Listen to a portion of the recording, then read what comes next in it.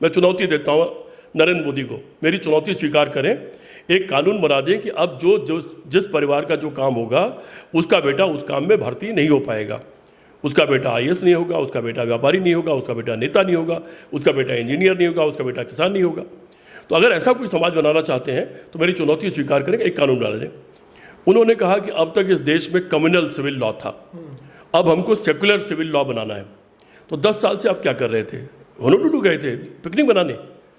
10 साल, ये तो 10 साल पहले भी सुना था कि आप सिविल लॉ लाने वाले। जमीनी खबर, मैं हूं अमित। और उत्तर प्रदेश में 10 इस वक्त विधानसभा का उपचुनाव होने वाला है, मगर 15 अगस्त पे प्रधानमंत्री ने एक नया राह दिखाई है देश को। कह रहे हैं कि देश को अब सेकुलर कोड की ज़रूरत है। वहीं प्रधानमंत्री कह रहे हैं कि जातिवाद और परिवारवाद से हमको दूरी होनी चाहिए, परिवारवाद और जातिवाद जो है उसको ख़त्म हमको करना है। तो जिस तरीके से प्रधानमंत्री का ये जो भाषण है और प्रधानमंत्री जिस तरीके से कह रहे हैं, इसी पे हमसे बात करने के लिए इस वक्त कांग्रेस पार्टी के वरिष्ठ नेता सीपी राय जी मौजूद हैं। सर, जिस तरीके से अभी प्रधानमंत्री जी का आज भाषण हुआ, प्रधानमंत्री जी कह रहे हैं कि जातिवाद और परिवारवाद को दूर करना है, इसके साथ साथ अभी तक हम लोग कम्युनल लॉ पर चल रहे थे, अब हम लोगों को सेकुलर लॉ चाहिए। इसको कैसे देख रहे हैं आप? आपने 2-3 तरह के सवाल पूछ दिए।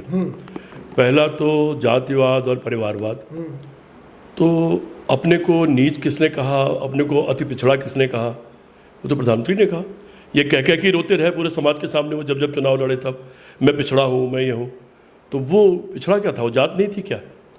और फिर परिवारवाद, तो उनके ठीक बगल में बैठते हैं राजनाथ सिंह, उनके 2 बेटे राजनीति में हैं। उनके ठीक बगल में बैठते हैं अमित शाह, वो बिना क्रिकेट का बल्ला पकड़े हुए वो क्रिकेट बोर्ड के चेयरमैन हो गए हैं उनके बेटे। और उसके बाद अगल बगल तमाम सिंधिया से लेके और ढेरों, करीब 150-200 नाम हैं, और वो सब परिवार के लोग ही हैं। और तमाम लोगों को जिनको उन्होंने पार्टियां ज्वाइन कराई है वो भी किसी न किसी परिवार के लोग हैं। अजीत पवार शरद पवार के परिवार के आदमी हैं। तो नाम कहाँ तक लूँगा, लंबी फहरिस्त है। लेकिन प्रधानमंत्री इसके साथ एक चीज़ और कहें, उन्होंने कहा कि 1 लाख नए युवा आए हैं जिनके खानदान में कोई राजनीति में ना हो, उनका हम स्वागत करेंगे। इसको आप कैसे देख रहे हैं? ये कौन सा कानून है कि किसी खानदान का आदमी राजनीति नहीं कर सकता, किसान का बेटा खेती नहीं कर सकता, डॉक्टर का बेटा डॉक्टर नहीं बन सकता, आईएएस का बेटा आईएएस नहीं बन सकता, व्यापारी का बेटा वही व्यापारी नहीं बन सकता? फिर इस पर एक संविधान संशोधन करके कानून बना दीजिए। मैं चुनौती देता हूँ नरेंद्र मोदी को, मेरी चुनौती स्वीकार करें, एक कानून बना दें कि अब जिस परिवार का जो काम होगा उसका बेटा उस काम में भर्ती नहीं हो पाएगा। उसका बेटा आईएएस नहीं होगा, उसका बेटा व्यापारी नहीं होगा, उसका बेटा नेता नहीं होगा, उसका बेटा इंजीनियर नहीं होगा, उसका बेटा किसान नहीं होगा।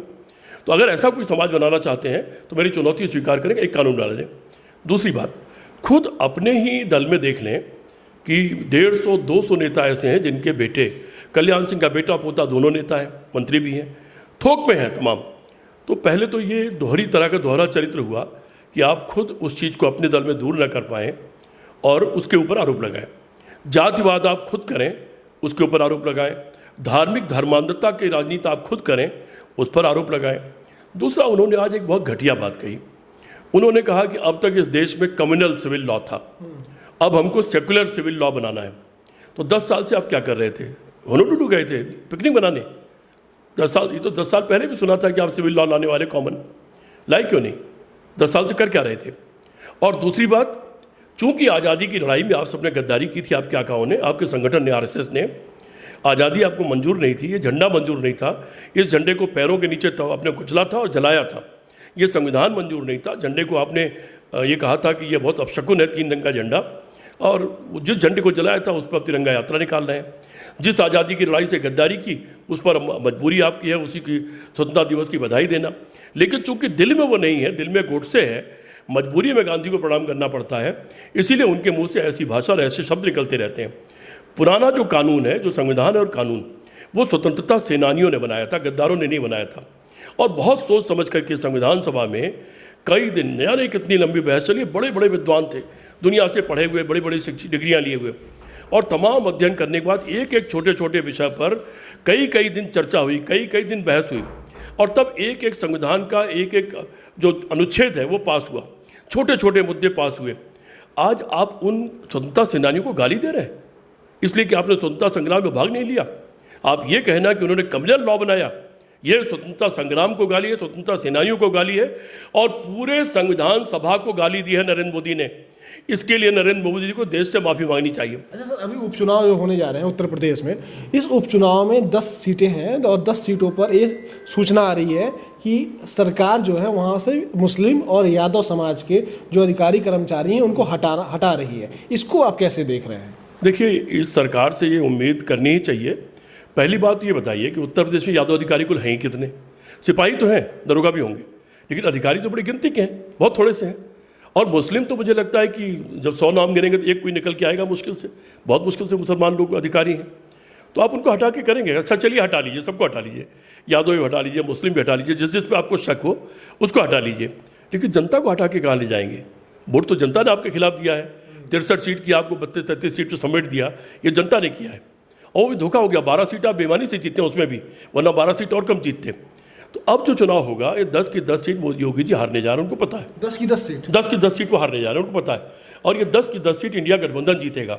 और 2027 के चुनाव को उनको परिणाम मालूम है कि जिस 45-46 सीट से बढ़ के वो 300 से ऊपर सीट लाए थे, वो वापस लौट के 45-46 सीट पर फिर जाने वाले हैं। अच्छा, एक चीज़ और है सर, अगर आप कह रहे हैं कि अधिकारियों को हटा दें, सबको हटा दें, लेकिन सरकार यह भी जांच कर रही है कि कौन से अधिकारी के परिवार के कौन से लोग किस किस राजनीतिक दल में हैं और किसका किससे संबंध है, उस हिसाब से पोस्टिंग की जा रही है। इसको आप कैसे देख रहे हैं? कैसा ये समाज बनाने की कोशिश की जा रही है, कैसा प्रशासन बनाने की कोशिश की जा रही है? अच्छा है, उन्होंने एक नया रास्ता दे दिया है कि अब कोई जब दूसरी सरकार आए तो वो 4-5 पीढ़ियों के पता लगाए कि आरएसएस शाखा में कौन कौन गया था, और जिसकी आरएसएस शाखा में कोई भी गया हो फिर उसको कहीं पर न रखा जाए, क्योंकि बहुत खतरनाक जीव हैं ये सब के सब, ये देश के लिए विनाशक हैं ये लोग। ठीक, अच्छा रास्ता आप तय कर रहे हो, उस रास्ते का पालन बाकी लोग भी करेंगे। मैंने एक शब्द का इस्तेमाल किया, एक लाइन का, कि आप अधिकारी हटा दोगे, कर्मचारी हटा दोगे, लेकिन मतदाता को हटा के कहाँ ले जाओगे? जो आपके खिलाफ हो गया है उसको कहाँ ले जाओगे? वो तो वहीं रहेगा, वोट तो वहीं डालेगा, और वो आपके खिलाफ है, क्योंकि आपके कर्म ऐसे हैं। आपने दिल्ली से लखनऊ तक एक भी वादा पूरा नहीं किया, गली से दिल्ली तक आपके राज हैं, आपके सारे नगर पालिकाओं में राज हैं बहुत लंबे अरसे से, मेयर आपके हैं, जिला पंचायत चेयरमैन आपके हैं, एमएलसी आपके हैं, और जिन जिन जिलों में जो वादे किए सब झूठे साबित हुए। आपके पुल गिर रहे हैं, आपकी सड़कें गिर रही हैं, आपकी संसद टपक रही है, आपका राम जन्मभूमि टपक रही है, राम जन्मभूमि की सड़क बह गई, वहाँ की दीवार गिर गई, वहाँ की स्टेशन की, पूरा गुजरात की सारी सड़कें धंसी जा रही हैं, जिस गुजरात मॉडल की आप बात कर रहे थे। लूट लिया है पूरे देश को। इस लूट और झूठ की सरकार के खिलाफ जनता जागरूक हो चुकी है।